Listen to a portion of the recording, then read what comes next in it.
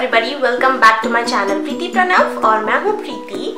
आज का वीडियो है फाउंडेशन और कंसीलर से रिलेटेड। मैंने अभी तक के 2-3 वीडियोस बना चुकी हूं कि फाउंडेशन को लगाने का सही तरीका क्या है, बट मैंने कंसीलर्स के बारे में कभी बात नहीं की।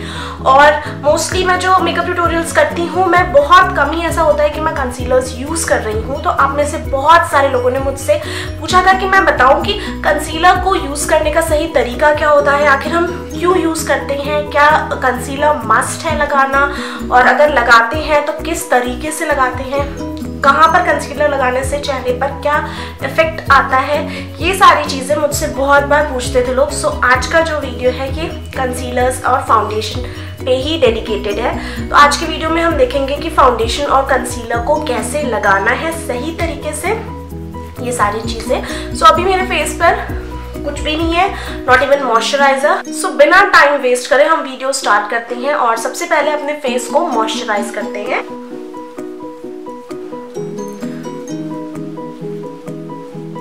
सो मैंने ये जो अपना फेस है इसे बहुत अच्छे से मॉइस्चराइज कर लिया। आप चाहें तो आप इसके पहले टोनर भी लगा सकते हैं, बहुत ही अच्छा स्टेप होता है फेस पे टोनर लगाना भी, बट अभी मैंने फिलहाल टोनर स्किप कर दिया। एंड अगर आप डे टाइम पर मेकअप कर रहे हैं तो मॉइस्चराइजर के बाद आप सनस्क्रीन लगाना बिल्कुल भी ना भूलें। जब हमने अपने फेस को मॉइस्चराइज कर लिया है तो उसके बाद जो नेक्स्ट स्टेप आती है वो होती है प्राइमर की। प्राइमर एक्चुअली बहुत इंपॉर्टेंट होता है कभी भी अगर आप मेकअप अप्लाई कर रहे हो तो, क्योंकि आपकी जो पोर्स है उसे ब्लॉक कर देता है, कवर कर देता है। तो जो आप मेकअप अप्लाई करते हैं अपने फेस पे वो आपकी स्किन के अंदर जाकर के कोई भी नुकसान नहीं पहुंचाता है और आपकी स्किन को एकदम प्लेन कैनवास जैसा कर देता है, लाइक एकदम स्मूथ कर देता है, जिससे कि जो मेकअप है वो आपके स्किन में अच्छे से ग्लाइड होता है। जो भी आप मेकअप बेस लगा रहे हैं वो आपके स्किन में बहुत अच्छे से ग्लाइड होता है।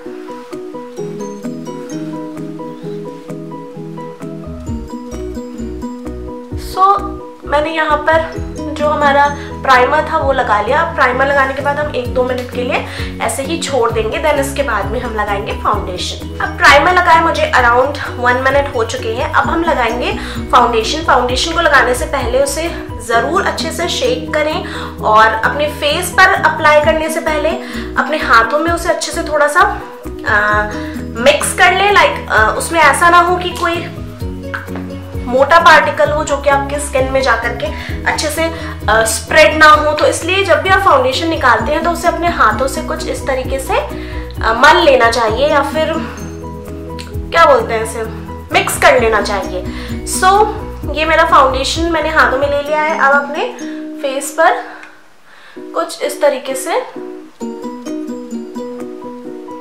मैं डॉट्स लगाऊंगी।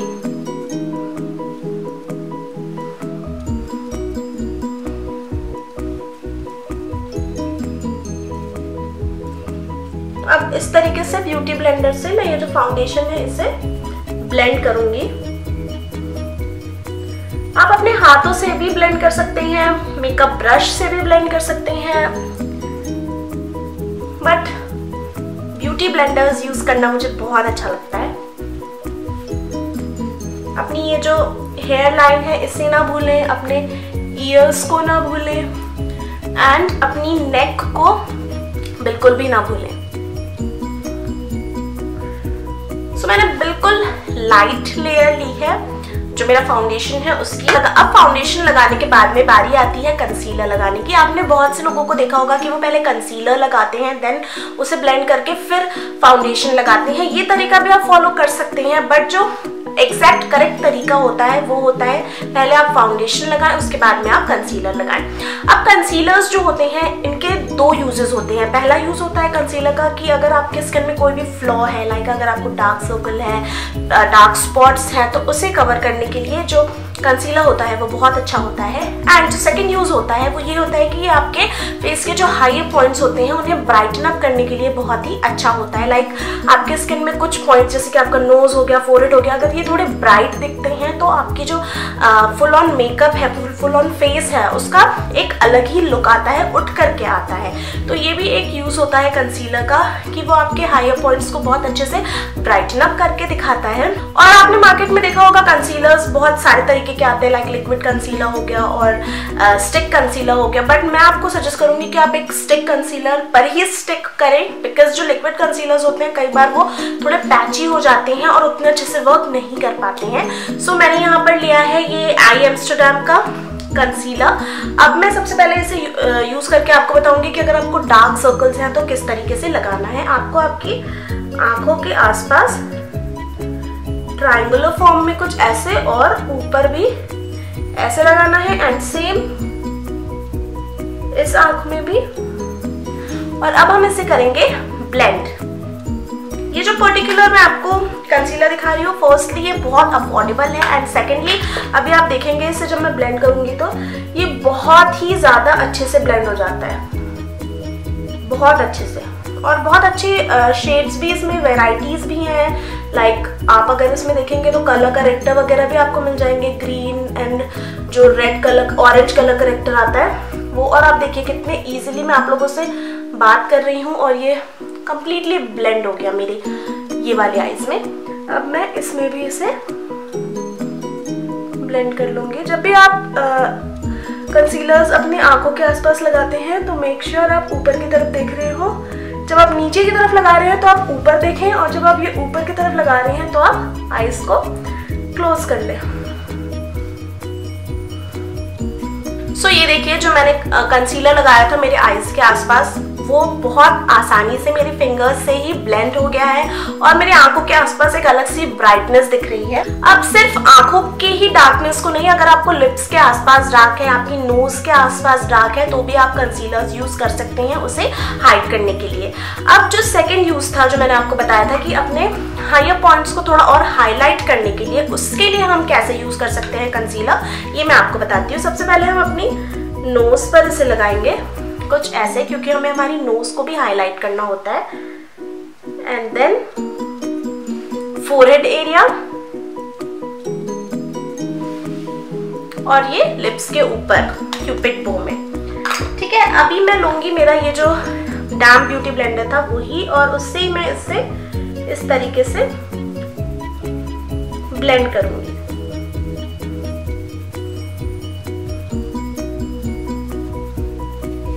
ये देखिए एक अलग सी मतलब उठ के दिखता है वो, जो जहां पर भी आप कंसीलर लगाते हैं और फिर ब्लेंड करते हैं तो वो जो एरिया है वो अलग से उठ करके दिखता है पूरे फेस में। ये देखिए, सो मैंने मेरा ये पूरा एरिया है इस पे भी कंसीलर लगाया ताकि ये जो मेरा पूरा एरिया है थोड़ा सा ब्राइटन अप सा दिखे। सो ये होते हैं दो तरीके कंसीलर्स को यूज करने के, और इन दो तरीकों से अक्सर कंसीलर्स जो होते हैं वो यूज किया जाता है। सो आप देखिए बिल्कुल अच्छे से जो हमारा बेस मेकअप है वो हो चुका है। अब फाउंडेशन और कंसीलर्स को लगाने के बाद में उससे एक पाउडर से, कॉम्पैक्ट से या फिर ट्रांसलूसेंट पाउडर से सेट करना बिल्कुल भी ना भूलें, क्योंकि ये होता है जो हमने कंसीलर लगाया है वो क्रीम फॉर्म में होता है, और अगर आप इसे सेट नहीं करेंगे तो ये बहुत जल्दी इसमें क्रीज आ जाएगी और आपका जो मेकअप है वो अच्छा नहीं लगेगा, पैची दिखने लगेगा। सो इसलिए कॉम्पैक्ट से सेट करना या फिर ट्रांसलूसेंट पाउडर से सेट करना बहुत ज़रूरी होता है अपने मेकअप को कंसीलर्स और फाउंडेशन के बाद में। सो ये देखिए आप, मेरा पूरा जो बेस मेकअप है वो रेडी है। चाहे आप मेरी आंखों के आसपास का एरिया ले लें या ओवरऑल फेस ले लें, कहीं पर भी कुछ भी डिफरेंस नहीं दिखेगा। हमने जो फाउंडेशन और कंसीलर है उसे बिल्कुल परफेक्टली लगाया है। सो यहाँ फिनिश होता है मेरा ये वीडियो जिसमें मैंने आपको बताया है कि फाउंडेशन और कंसीलर को यूज़ करने का सही तरीका क्या है। अगर वीडियो अच्छा लगा होगा तो लाइक करना बिल्कुल भी ना भूलें। अगर फर्स्ट टाइम मेरे चैनल पर आए हैं तो आप सब्सक्राइब कर सकते हैं, बिल्कुल फ्री है सब्सक्राइब करना। नेक्स्ट वीडियो में मिलते हैं, बाय बाय।